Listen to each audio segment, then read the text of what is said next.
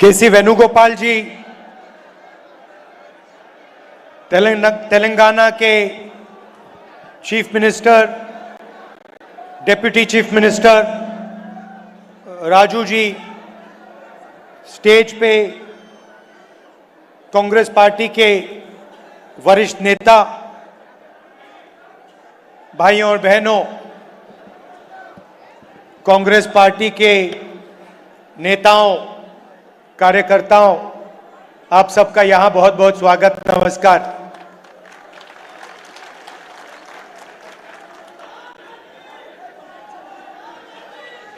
नरेंद्र मोदी जी और बीजेपी की सरकार ने आज पार्लियामेंट हाउस में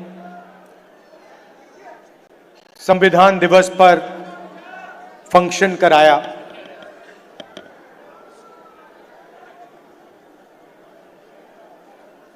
ये हिंदुस्तान का संविधान है। मैं आपको गारंटी देकर कह रहा हूं कि नरेंद्र मोदी जी ने इस किताब को नहीं पढ़ा है, क्योंकि अगर नरेंद्र मोदी जी ने ये किताब पढ़ी होती तो वो जो रोज करते हैं वो नहीं करते। ये इसको हम संविधान कहते हैं और इसको किताब का फॉर्म दे रखा है, मगर ये एक किताब नहीं है। ये हिंदुस्तान की हजारों साल की सोच है और 21वीं सदी में हिंदुस्तान की जो कहो सोशल एम्पावरमेंट की जो सोच है, अंबेडकर जी की, फूले जी की, बुद्ध भगवान की, गांधी जी की, वो इसके अंदर है। आप किसी भी स्टेट में चले जाइए, केरला में नारायण गुरु जी, कर्नाटक में बसवना जी, फूले जी, शिवाजी महाराज, हर स्टेट में आपको ऐसे 2-3 नाम मिलेंगे जिनकी सोच इस किताब में आपको मिलेगी। मैं आपसे पूछना चाहता हूं, इसमें सावरकर जी की आवाज है क्या? इसमें कहीं लिखा है कि हिंसा का प्रयोग करना चाहिए? इसमें कहीं लिखा है कि किसी व्यक्ति को मारना चाहिए, डराना चाहिए, काटना चाहिए? कहीं लिखा है इस किताब में? इस किताब में लिखा है कि झूठ का प्रयोग कर कर सरकार चलानी चाहिए? मुझे दिखा दो कहां लिखा है इसमें। तो यह सत्य और अहिंसा की किताब है। सिंपल सी बात है, यह हिंदुस्तान का सत्य है और यह अहिंसा का रास्ता दिखाता है।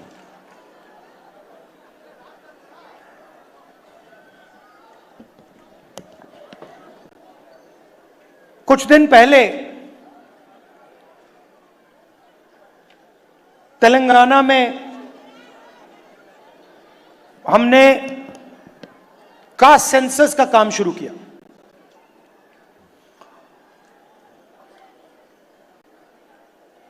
और वो ब्यूरोक्रेटिक एक्सरसाइज नहीं है। पहली बार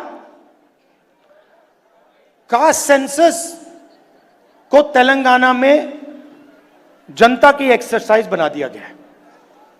जो सवाल पूछे जा रहे हैं वो बंद कमरे में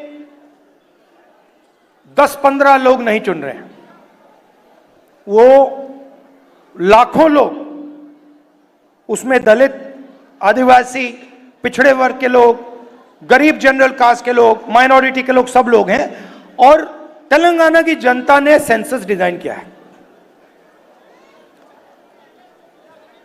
ऐतिहासिक कदम है। और जो हम तेलंगाना में कर रहे हैं, जहां भी हमारी सरकार आएगी, जिस स्टेट में, चाहे कर्नाटक हो, तेलंगाना हो, और आने वाले समय में जहां भी हमारी सरकार आएगी, हम उसी प्रकार से जाति जनगणना को करेंगे।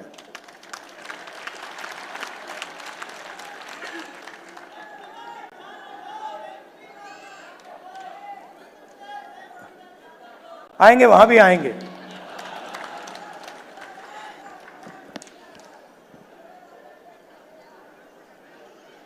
जाति जनगणना क्यों? क्योंकि अगर हम हिंदुस्तान के पॉपुलेशन को देखें तो पूरा देश जानता है कि 15% दलित आबादी है, 8% आदिवासी हैं, तकरीबन 15% माइनॉरिटीज हैं। मगर पिछड़े वर्ग के कितने लोग हैं कोई नहीं जानता। लोग कहते हैं कि पिछड़े वर्ग के तकरीबन 50% हैं, कोई कहता है 55 है, अलग अलग स्टेट्स में अलग है।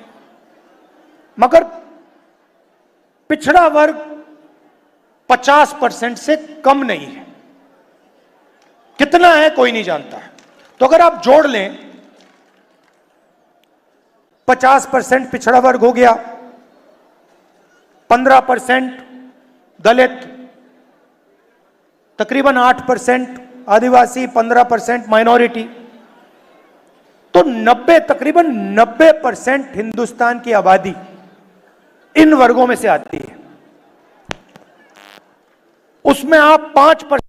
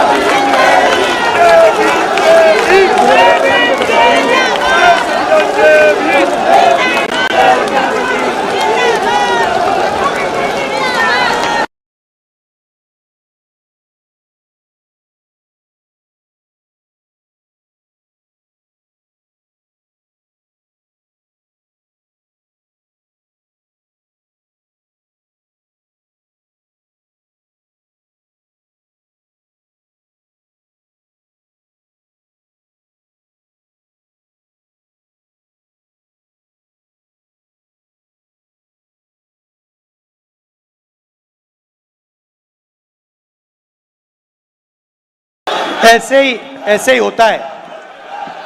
मैं आपको बताता हूं, जो भी इस देश में 3000 साल से जो भी दलितों की, आदिवासियों की, पिछड़ों की, गरीबों की बात करता है, उसका माइक ऑफ हो जाता है।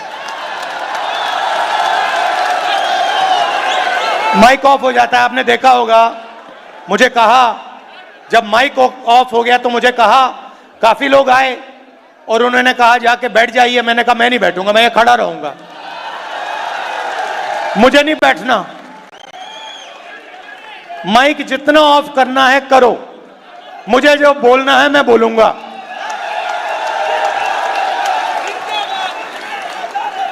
यहां रोहित वेमुला जी की फोटो है पीछे, यहां पे ये बोलना चाहते थे, इनकी आवाज छीन ली गई। और हर रोज हिंदुस्तान में आदिवासी युवा, दलित युवा, पिछड़े वर्ग का युवा सपना देखता है, मैं इंजीनियर बनूं, मैं डॉक्टर बनूं, मैं लॉयर बनूं, मैं मीडिया में जाऊं, मैं आईएएस ऑफिसर बनूं। मगर सच्चाई यह है कि इस देश का पूरा सिस्टम पिछड़ों, दलितों और आदिवासियों के खिलाफ खड़ा हुआ है। यह सच्चाई है, क्योंकि अगर नहीं होता तो मीडिया में हमें ओबीसी वर्ग के, दलित वर्ग के, पिछड़े वर्ग के युवा दिखते, एंकर दिखते, मालिक दिखते। 200 बड़ी बड़ी कंपनियां हैं, अदानी जी, अंबानी जी, टाटा, बिरला। इन कंपनीज में दलित, आदिवासी, पिछड़े लोग हमें मैनेजमेंट में दिखते, मालिकों की लिस्ट में दिखते। मगर नहीं, आपको हिंदुस्तान की 200 सबसे बड़ी कंपनियों की मालिकों की लिस्ट में एक ओबीसी नहीं मिलेगा, एक दलित नहीं मिलेगा, एक पिछड़े वर्ग का नहीं मिलेगा। ये सच्चाई है। तो आपको कहा जाता है, दलितों को, आदिवासियों को, पिछड़ों को कहा जाता है कि यह देश आपका है, इस देश में आपकी भागीदारी है, इस देश में आपकी प्रगति हो सकती है। मगर अगर हम डेटा को देखें तो यह बिल्कुल झूठ साबित होता है। डेटा दिखाता है कि 90 लोग हिंदुस्तान की सरकार को चलाते हैं, बजट बांटते हैं। 90 में से 3 दलित, 3 ओबीसी, 1 आदिवासी। 100 रुपए में से 5 रुपए ओबीसी वर्ग निर्णय लेता है। 100 में से 5, आपकी आबादी 50%, भागीदारी 100 में से 5। दलित भागीदारी 15%, आबादी 15%, भागीदारी 100 रुपए में से 1 रुपया। आदिवासी 8% आबादी, भागीदारी 100 रुपए में से 10 पैसा।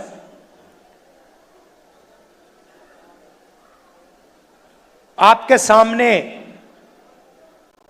दीवार खड़ी हुई है और आप जानते हो, और आप इस बात को गहराई से समझते हो। समझते हो नहीं समझते हो?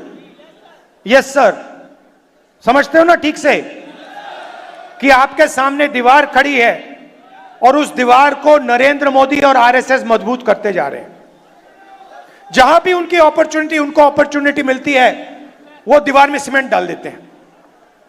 पहले पब्लिक सेक्टर हुआ करता था, उसको निकाल दिया।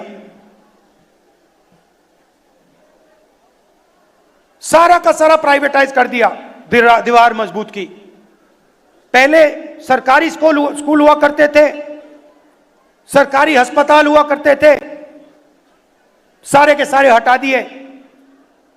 आज दलित को, आदिवासी को, पिछड़े वर्ग के किसान को कोई भी इलाज की जरूरत हो, लाखों रुपए आपके जेब में से निकलते हैं। निकलते नहीं निकलते? और कहां जाते हैं? आपकी जेब में जाते हैं क्या? पिछड़ों की जेब में जाते हैं, दलितों की जेब में जाते हैं, आदिवासियों की जेब में जाते हैं? नहीं, 25 अरबपतियों की जेब में जाते हैं। उन 25 अरबपतियों में मुझे दलित नाम बता दो, आदिवासी नाम बता दो, पिछड़े वर्ग का नाम बता दो। मैं खड़ा हूं, बता दो, एक नाम बता दो। अदानी आदिवासी है क्या? दलित है, पिछड़े वर्ग का है। अंबानी आदिवासी है क्या? दलित है, पिछड़े वर्ग का है। टाटा, बिरला, ये आदिवासी हैं, दलित है, पिछड़े वर्ग के को नहीं। तो सारा का सारा आपका धन आपके जेब में से निकालकर उनके ओर जा रहा है। और उसमें मैं कहना चाहता हूं 5%, 7% बेचारे जनरल कास्ट के गरीब लोग भी शामिल हैं, उनको भी कुछ नहीं मिलता। खोखले सपने दिए जाते हैं। 24 घंटा मैं 20 साल से देख रहा हूं, 24 घंटा आपको बताया जाता है कि आपको जगह, आपकी जगह है, आपको जगह मिलेगी, मगर नहीं। और हो क्या रहा है? आस्ते आस्ते दीवार मजबूत होती जा रही है। पहले यूपीए की सरकार थी, मनरेगा दिया, जमीन का अधिकार दिया, भोजन का अधिकार दिया, पैसा कानून दिया, वो दीवार को कमजोर करने के तरीके थे। आज मैं देखता हूं तो मैं कह सकता हूं कि जिस प्रकार से हमें दीवार को कमजोर करना था, हमने नहीं किया, यूपीए सरकार ने नहीं किया। जिस मजबूती से हमने करना था, हमने नहीं किया, मगर हम दीवार को तोड़ने की कोशिश करते थे। ये दीवार में सीमेंट डाल रहे हैं, कंक्रीट डाल रहे हैं, फाउंडेशन दे रहे हैं दीवार का। इसीलिए जाति जनगणना की जरूरत है। जाति जनगणना से आप सबको पता लग जाएगा, मीडिया में हमारे कितने लोग, कॉर्पोरेट इंडिया में कितने लोग, कोर्ट में कितने लोग, जुडिशरी में कितने, प्राइवेट अस्पताल हमारे कितने, प्राइवेट कॉलेजेस हमारे कितने। और अभी कहा गया कि ये एक्सरे है। एक्सरे पहला कदम है। सबसे पहले पता लगाना है कि सिचुएशन कैसी है, क्या है। हमें मालूम है कि दलितों को, पिछड़ों को, आदिवासियों को, गरीब जनरल कास्ट के लोगों को, माइनॉरिटीज को दर्द हो रहा है, वो दिख रहा है, सबको दिख रहा है। तो सबसे पहले पता लगाना है फ्रैक्चर कहां है, चोट कहां लगी है, कंपाउंड फ्रैक्चर है, सिंपल फ्रैक्चर, ये पहले लगाना पड़ता। और उसके बाद जाति जनगणना से डेटा मिलेगा। 21वीं सदी है। जो पहले तेल को ब्लैक गोल्ड कहा जाता था, 21वीं सदी का तेल डेटा है। और हम दलितों के बारे में, आदिवासियों के बारे में, पिछड़े वर्ग के बारे में डेटा चाहते हैं। और जिस दिन हमारी सरकार के हाथ में ये डेटा आ जाएगा, उस दिन पूरा का पूरा जो विकास का पैराडाइम है, विकास को करने का तरीका है, विकास के बारे में सोचने का तरीका है, वो बिल्कुल बदल जाएगा। ये विकास की जो सोच है, कि जो अप्रोच है, उसका फाउंडेशन बनेगा। तेलंगाना में हमने काम शुरू कर दिया है। और आप देखना, जब तेलंगाना में रिजल्ट आएंगे, जाति जनगणना का रिजल्ट आएंगे, तो हमारी पॉलिसी जाति जनगणना के डेटा के बेसिस पे बनेगी। और इससे बीजेपी डरती है। बीजेपी चाहती है कि 4-5% लोग अरबपति और 4-5% लोग हिंदुस्तान को कंट्रोल में रखें। और ये जो इन्होंने कंट्रोल कर रखा है, जो इसको ये खत्म करने की कोशिश कर रहे हैं, इस कंट्रोल को तोड़ने के दो तरीके हैं। एक जाति जनगणना और दूसरा रिजर्वेशन को 50% से ज्यादा करना। तो इसमें हम लगे हुए हैं। तेलंगाना में हमने किया, कर्नाटक में किया, और जहां भी हमारी सरकार आएगी हम दलित, आदिवासी, पिछड़े वर्ग, गरीब, जनरल कास्ट, माइनॉरिटीज का डेटा निकालेंगे और पता लगाएंगे कि विकास में उनकी क्या हिस्सेदारी है, हिंदुस्तान के फ्यूचर में उनकी क्या भागीदारी है, क्या भागीदारी होनी चाहिए। यह हमारा लक्ष्य। और मैं आपको बता रहा हूं, बीजेपी कुछ भी कर ले, आरएसएस कुछ भी कर ले,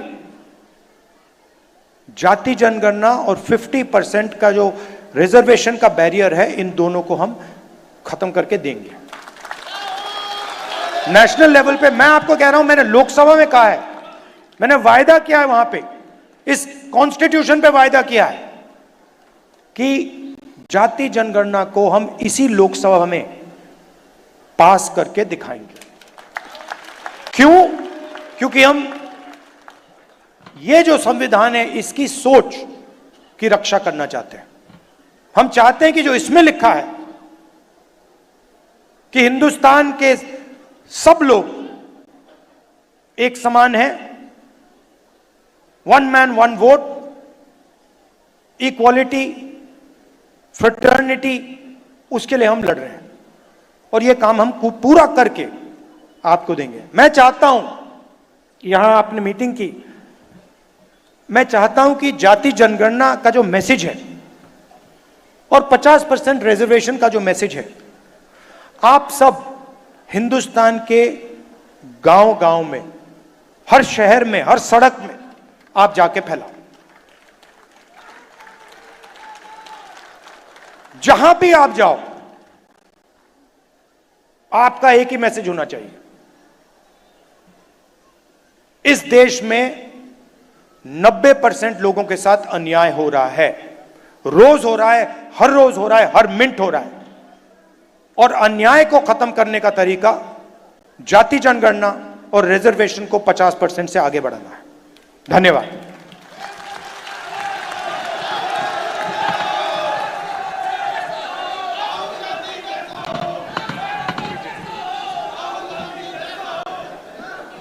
अभी राहुल गांधी जी ने बात की